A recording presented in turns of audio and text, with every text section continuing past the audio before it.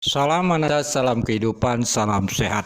Sahabat-sahabat Aka, sekali lagi Aka ingatkan kalau bersama Aka kita sama-sama menganalisa dan disimak sampai habis biar tidak gagal paham. Sekali lagi sahabat-sahabat Aka, kita sekarang menganalisa tentang menyangkut keuangan juga di sini sebenarnya sahabat-sahabat AK. Oleh sebab itu tidak lagi membahas tentang Pak Yosep dan Yoris karena sudah terlalu banyak gitu kan. Kita akan masuk tentang Danu. Nah, lalu Danu dengan siapa? Kan begitu. Mungkin Danu dengan Yoris. Karena kita berbicara ini menganalisanya adalah ucapan Danu terhadap Yoris tentang keuangan itu juga sahabat-sahabat AK. Di sini sahabat-sahabat Aka, kalau yang baru mengikuti kasus ini, siapa Danu? Kan begitu bertanya-tanya. Ini Aka ada-ada saja, masuk lagi yang baru. Danu ini buat sahabat-sahabat Aka, dia adalah masih saudara, masih kerabat, masih famili daripada korban, daripada Yoris, daripada Pak Yosep. Danu ini juga adalah sahabat-sahabat Aka, dia adalah pegawai dari lembaga pendidikan sekolah yang dinaungi oleh yayasan milik keluarga Pak Yosep. Punya Pak Yosep, ketua pengurus yayasannya Yoris. Dengan kata lain boleh dikatakan pegawai lah. Ya, merangkap dia saudara. Kan begitu sahabat-sahabat Aka. Oleh sebab itu agar kita tidak gagal paham apa substansi yang mau kita bahas, tolong disimak sampai habis video ini. Cuma sebelum kita membahas itu, mari dengarkan dulu potongan video dari Heri Susanto dan Poppy Amelia. Akan mengambil hanya potongan video ini untuk menganalisanya antara Danu dan Yoris. Oleh sebab itu, tolong disimak potongan video ini, lalu nanti kita lanjutkan menganalisanya. Nggak ke rumah? Ke rumah mana? Ke rumah yang di sana? Ya, ke rumah. Jadi gini, jadi pas tanggal 17 itu kan posisi itu kan emang disuruh sama kakaknya suruh beli double tip itu posisinya. Siapa yang nyuruh? Kakaknya siapa? Ya Yoris. Oke. Ya, biar jelas saja.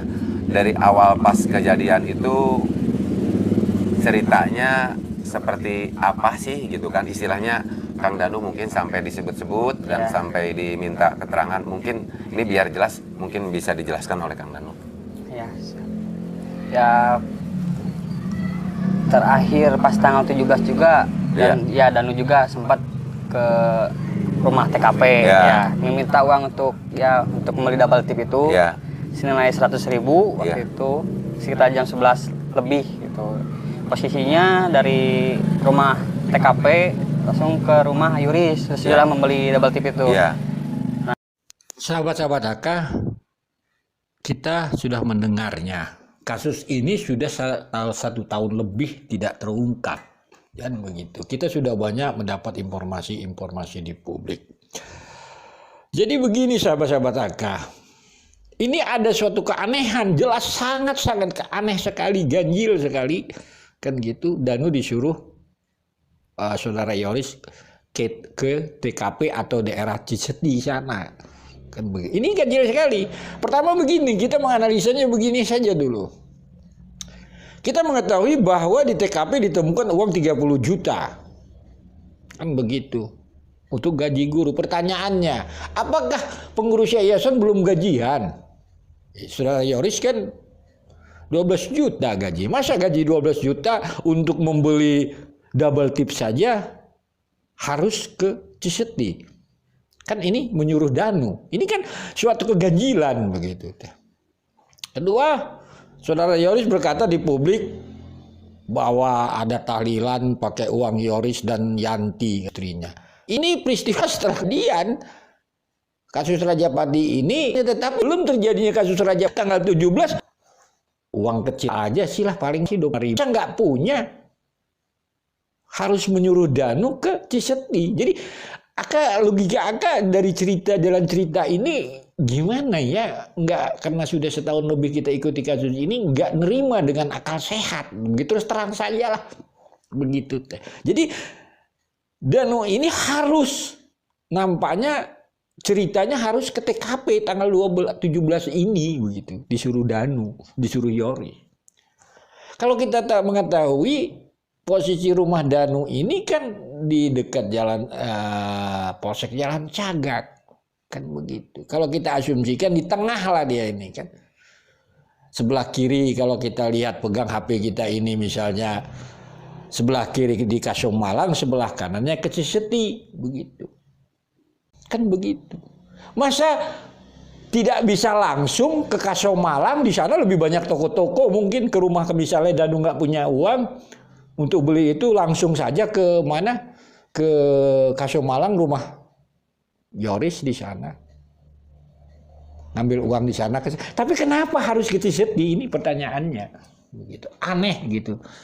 Ya, Aka kan punya teman juga di sana tuh di daerah Rancosari, mungkin daerah-daerah dekat-dekat Yoris lah di sana. Jadi Aka membayangkan karena kasus ini sudah 1 tahun, kenapa harus ke TKP gitu teh, jalan ceritanya gitu. Dan logikanya nggak terima, akal sehat gitu, karena kita memahami lokasi-lokasi ini dan banyak pemberitaan di publik sudah kita terima gaji Yoris 12 juta, uang tahlilan pakai uang Yoris dengan Yanti, tetapi sebelum kejadian ini keterangan Danu hanya untuk membeli double tip harus ke Ciseti. Ini kan bertolak belakang begitu sahabat-sahabat Aka. Jadi apa intinya sahabat-sahabat Aka? Inilah sahabat-sahabat Aka yang terjadi. Keanehan-keanehan itu sebenarnya memang banyak aneh. Gitu. Lalu kalau kita tanya lagi gitu. Ini beraneh-aneh. Berapa sih harga double tip? Terus uangnya kan 100.000. Apa dikembalikan? Pada saat almarhum datang ke rumah Yoris di Kasong Malang, kan ceritanya nanti silakan aja sahabat-sahabat Aka lihat selengkapnya apa yang terjadi itu kan. Mereka datang ke Kasong Malang, almarhum Bututi dan Amel. Itu uangnya dikembalikan enggak sisanya? Kan kayak gitu.